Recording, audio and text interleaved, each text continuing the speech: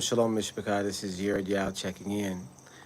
I just wanted to come on here because we just got finished watching the Super Bowl commercials on YouTube, kind of to try to keep abreast of things.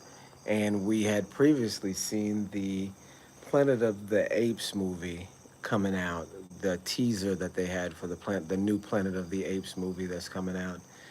And so now they've got the full trailer for the movie that's coming out. I believe it said July.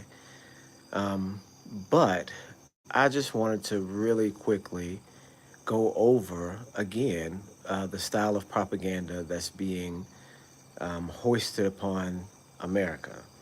And it's not new propaganda, it's actually propaganda that's been in place for a few hundred years now, right?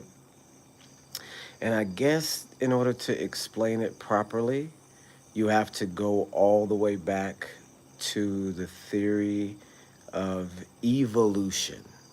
And that's this, in America, we call it evolution, right? But in England, it's pronounced evolution, okay? So it really reflects what it's intended to portray, right? The pronunciation, even. And so with Planet of the Apes, you already know the premise is that as evolution has gone forward, we, of course, as the mythology goes, evolved into greater intelligent beings to be human and all that. You guys know about evolution. It's taught in every school in the world, right? And so beyond that, the theory behind Planet of the Apes, the series that was started back in the 60s, is that the evolutionary struggle is continuing forward. And in the future, in the very distant future, the apes will have evolved back beyond their human counterparts and then turned and began to control the world and live in a peaceful and technologically advanced society, right? And so the movie, the first movie in the 60s, starts with this man who is transported through time um, to this world that's run by monkeys, super hyper intelligent monkeys that have a peaceful and diplomatic planet, right? And that's why it's called Planet of the Apes, because the supposedly the subtext is that these primitive creatures were able to create a perfect society outside of human intervention, right? And at the end of the first movie, he thinks he's on another planet somewhere, but he realizes that it's Earth and America because at the end of the movie, he sees the Statue of Liberty in ruins, right? He goes to this place and he looks up and sees the Statue of Liberty, I think almost fully covered in sand, where only the head is poking out, reminiscent of the Sphinx in Egypt, because you guys know, 100, 200 years ago, was it 200 or 300? Just say 200, I can't remember. 200 years ago, the Sphinx was completely covered in sand except for the head, and I think it was the French that excavated it. And if I'm not mistaken, Napoleon. You guys correct me if I'm wrong. But in similar fashion, at the end of the Planet of the Apes movie, the human, I don't know what his name is, discovers that he is actually in the ruins of America, in the ruins of Babylon, right? So, what is the actual subtext of the movie? What is the movie trying to say? And if you guys understand the propaganda, it'll be very, very clear because it's kind of a dual, uh, like a very convoluted, not super convoluted, but a dual subtext. And so what you have, if you look at and so the series has been rebooted recently, um, and you can see that in the series, in the reboot of the series, that they are making really strong ties to biblical reference, right? If you look at the first movie, Rise of the Planet of the Apes, I believe it is, the very first of this last reboot series, because there's been, I believe, three so far, and then now the fourth movie is coming out. So if you take a look at that series, you'll notice that the main character, which is the monkey, right, is being, and we've analyzed this movie. I know I should probably do a video on it. I've been being really lazy in my videos, and been focusing more on music and writing.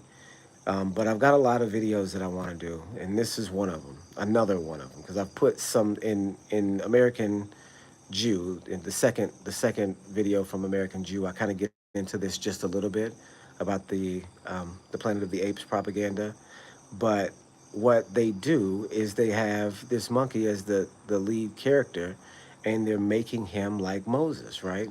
The lab where he comes from is called Genesis, right? He is rescued during a storm, right? And taken to a human's house, and the human raises him as human, right? You can see where the monkey is meant to be Moses, and the human is meant to be the Egyptians, right? And so he grows up and then recognizes that he's not like the rest of the humans, and he's, walking with a chain around his neck. He asks if he's a pet and all of these other different things. So he's, the Moses figure. The monkey's name is Caesar too. So the Moses character then rises up, and in the midst of a plague, which is going on in the movie, he frees the rest of the monkeys from this prison that they're in, from the zoo, and from this animal shelter that they're in. And then they go to cross the Golden Gate Bridge in order to get to the wilderness on the other side. So do you see the parallels yet? They're crossing the Red Sea. The Golden Gate Bridge is kind of red and gold. The person who is after them, the army that's after them, they fall into the river. All of these different parallels to Moses from this monkey, right? From this monkey movie, Planet of the Apes. So what are they trying to say? What is the message? What is the subtext? And if it's not clear to you already, then it should be, right? What you have in this movie series is a portrayal of the Israelites of old as monkeys, right? And so the the Moses character, Caesar, is a mockery of the ancient Exodus in the Bible, right? It's a mockery of the Exodus, but not just any old type of mockery. It's a mockery that is based on evolution, right? On the lie of evolution. And so, what is the? So we've talked about the subtext of the movie here, and I want to make sure that I'm being clear here, because it can, delve into very complicated themes, and the point can be lost.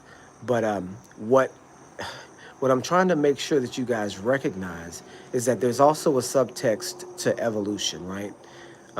So evolution in itself is the theory that from one single cell, all animals emerged, right? And so that concept depends upon the next generation of cells, the next generation of microorganisms, the next generation of creatures, the next generation of mammals, the next generation of humans is always an improvement and better and more powerful than the last generation, right? This is the premise of evolution, right? From the very start of the one celled organism to the very end being the evolved man, right? And so if you continue in this process, then you come up with something that is very, very reminiscent of Nazi Germany, right? From what's called social Darwinism. We know Darwinism is the concept of evolution, but what's known as social Darwinism is the theory that this evolution goes at different speeds with different races, right? If you look at Charles Darwin, some of you who have read Charles Darwin and are, up on what's going on, will know that Charles Darwin and his family were all eugenicists. And if you guys know what eugenics is the belief that one race is more powerful than the other race, and that one powerful race is predisposed or should be predisposed to be predatory against all the other races in a style of survival of the fittest, like in the animal kingdom. So what you have with eugenics is people that have taken this philosophy of racial purity and played it out in real life with vaccination programs and abortion programs and or Planned Parenthood programs and all these other secret programs that are really meant to cull the population in an attack on other races, right? And you know, this concept called eugenics is literally the name for, the concept of the Holocaust in World War II, right? And so if you break down even the word eugenics, it literally is short for European genetics, right? That's what it's short for. That's really what it is. So, with all of that being said, the concept is that within races, there is a differentiation between intelligence and then superiority. That when the other races become more superior, it behooves them to become predatory against the lower, lesser races. And this is what Charles Darwin literally comes out and says, what, 250 years ago? um, that at one stage, and this is not in his most famous book, The Origin of Species and the Preservation of Favored Races, because that's the whole name of the book that evolution comes from, Origin of Species and the Preservation of Favored Races. This was in another book called The Descent of Man, where he says, and you can quote this, that at one point in time in the future, that the races of mankind will be as far delineated as man and monkey because the inferior races will be eliminated by the superior ones. And the two inferior races that he gives are the Negro and the Aborigine. And this is a direct quote from the book, The Negro and the Aborigine, right?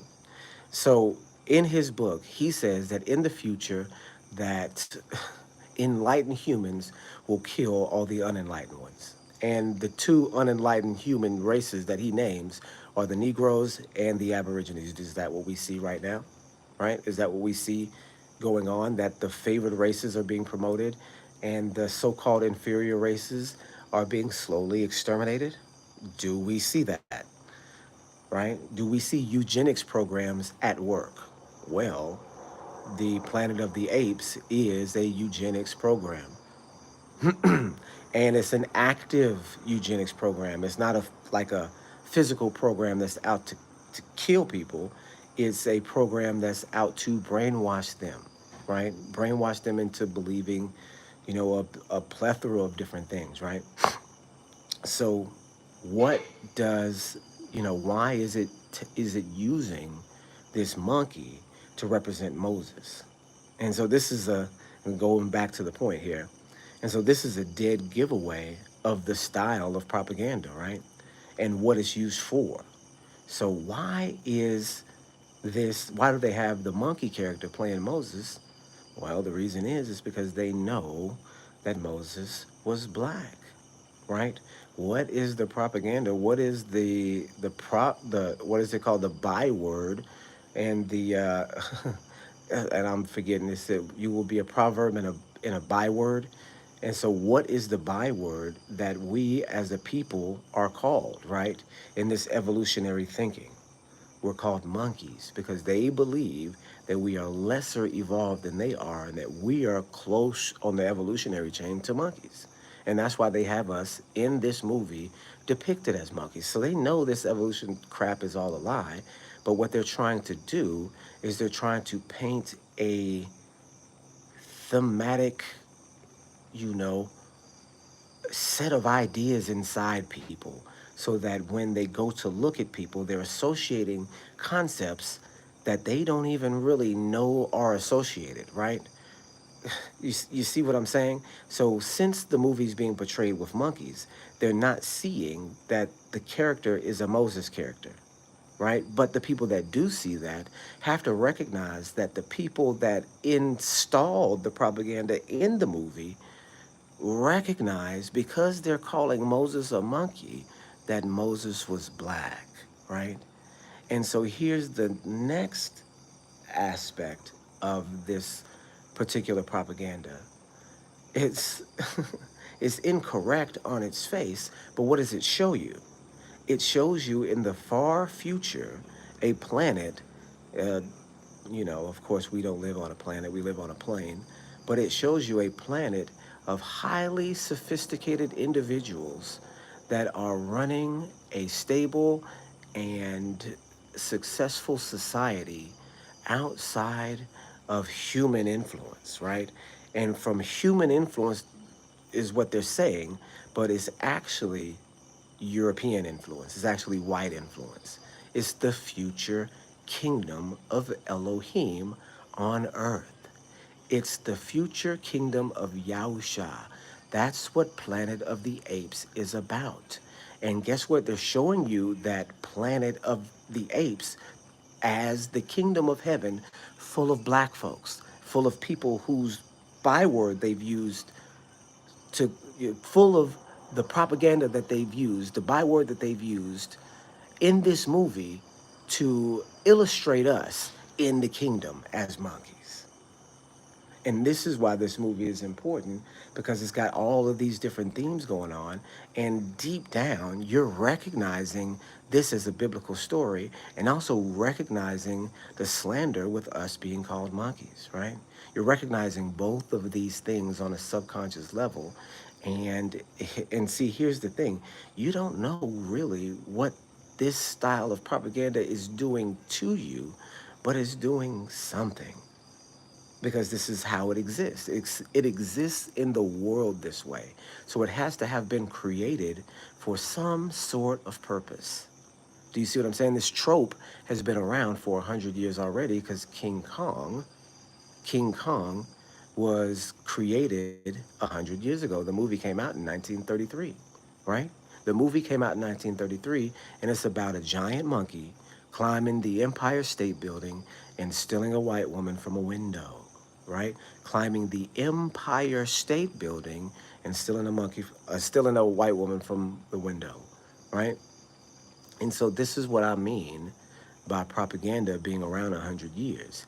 That is a that is a meme about you know the fear of black men in American society.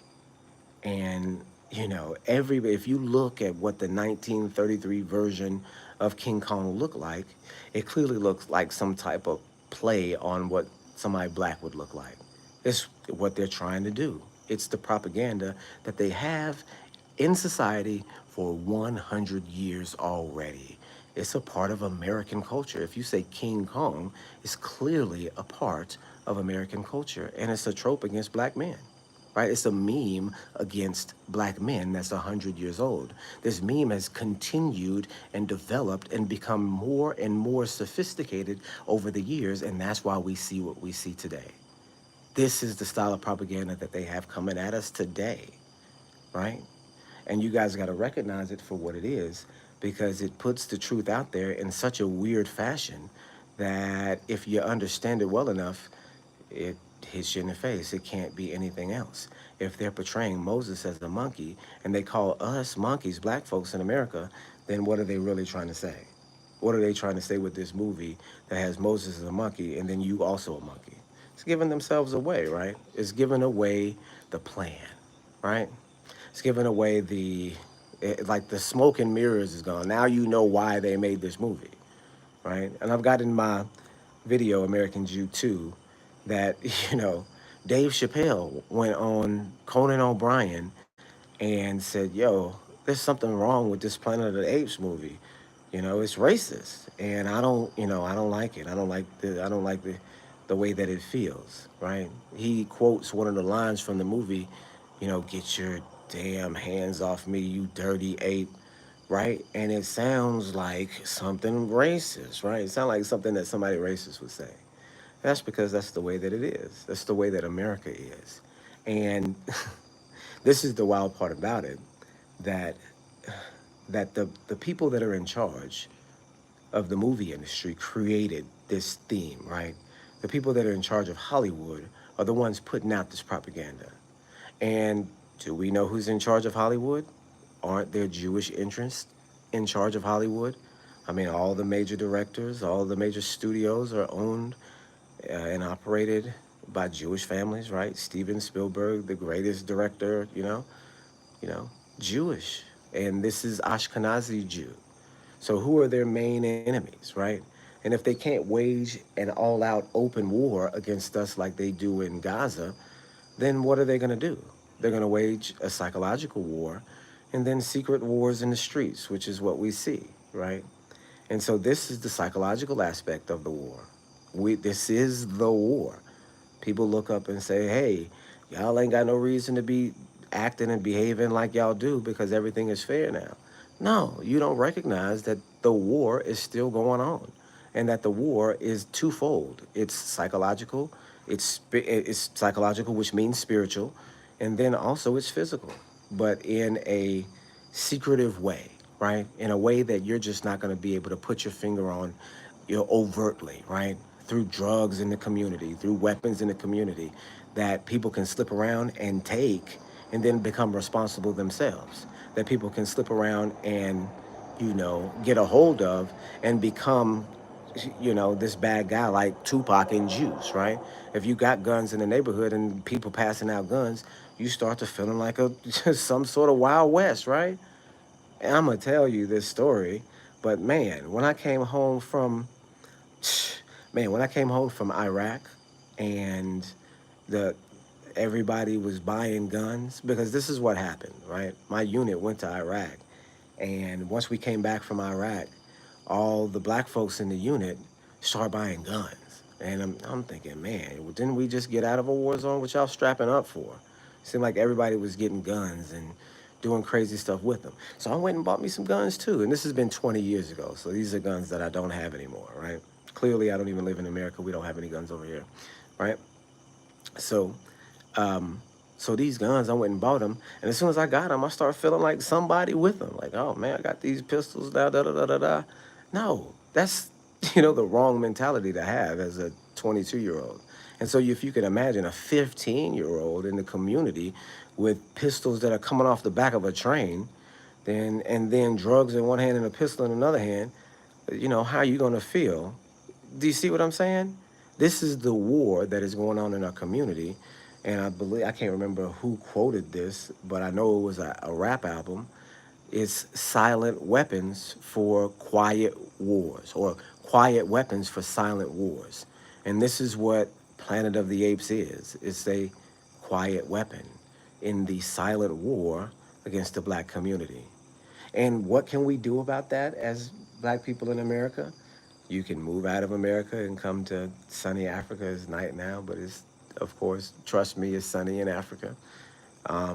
You can hold your head and hold yourself down and stay prayed up in America, and try to protect your children from the propaganda and the people that are affected by the propaganda. Um, and those are really your only two options. But if you're prayed up and if you are ahead of the game, if you're blessed out here, then Yah's gonna have your back. And even if you do suffer and end up on that other side, then the best thing is to die in the knowledge of who you are and who you serve and what your mission is, right? And so that's what we're doing now. We're, for one, on the one hand, exposing the weapons that they use against us, but on the other hand, showing you that those weapons, since they exist and in the form that they exist in, they actually prove, because they're being waged against you in such a way, they actually prove who you are, historically, as an Israelite, right? And again, a lot of these things will come off to people that don't understand as racist and, anything else. Like, oh man, do you think people got the time to do this? And you think are you so self-centered as a community that you think everything is against you guys? So this is what it'll come off as if you just are not in the know.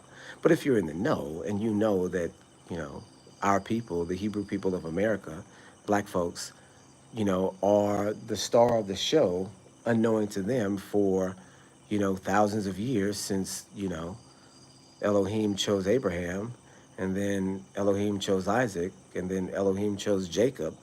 And as the covenant passes down, the story passes down too, right? If you know that, if you know that history is actually dictated by who controls Jerusalem, then you'll understand why so much attention is being, leveled on such a small and insignificant group of people in America, right? Again, we as a people are insignificant in the span of world history. So why all the attention? And it's not like the attention is not there. The attention is clearly there. So this is why, and this is how, right? This is how they have brainwashed us, and how they are brainwashing the rest of the world too, with this style of propaganda, right? Okay, you guys, that go a long way to say, what's going on, but I hope you guys understand, and I hope you understand the reason why this is going on, because that's really the point. That's really the takeaway point here. That since they have these themes in place to make fun of us, when they use it to make fun of us, we watch it what else they're trying to say with it, right? So they're calling us monkeys. Why are they calling Moses a monkey? Oh, well, something must be true about Moses that they're not telling us, right?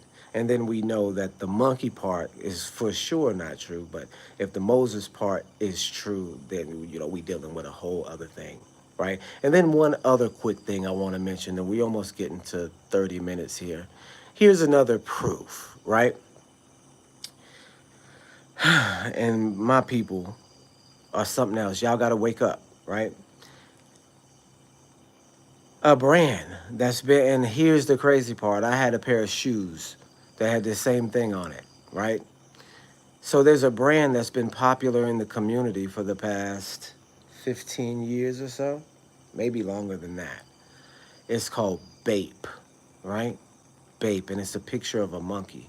And I believe it was Soldier Boy who popularized this brand of clothing, because when I was a kid and Soldier Boy was popular, he was wearing bathing apes.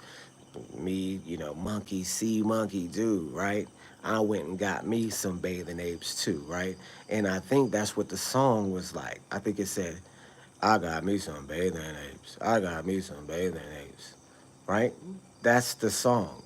And if you know, like I know, bathing apes is what they call us, right? It's a slur.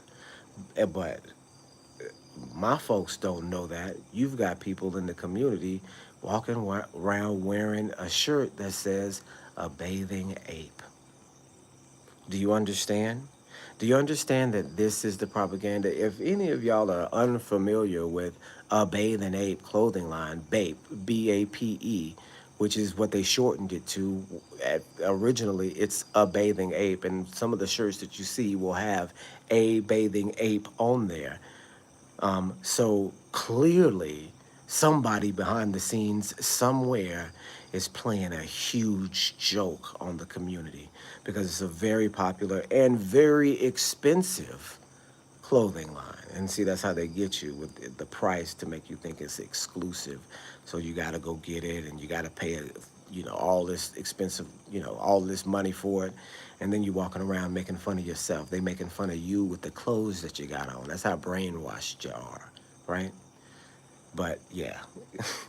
So this is the theme that I'm talking about, that goes all the way from major motion pictures to clothing lines in the hood, right? Okay, you guys, that's all I got. We're right here at 30 minutes. I think we're right on time. Shalom, shalom.